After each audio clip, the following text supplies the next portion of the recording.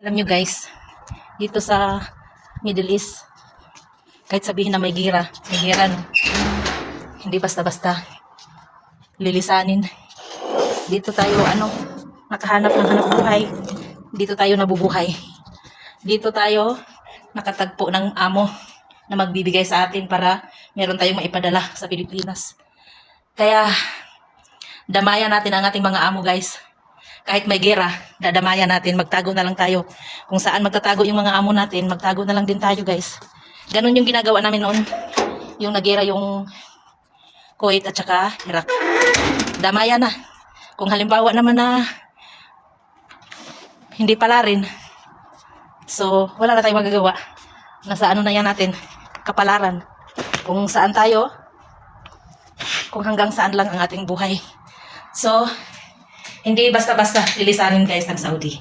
Kahit magera. Kasi kung halimbawa naman dito tayo matapos, pwede na kami dito ilibing. Dito na lang.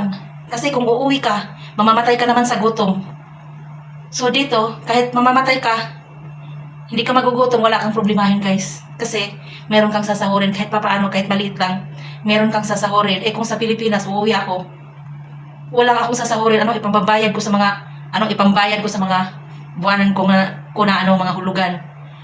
O, di ba? So magtiis tayo dito guys, magtago na lang tayo. Ala ka rin.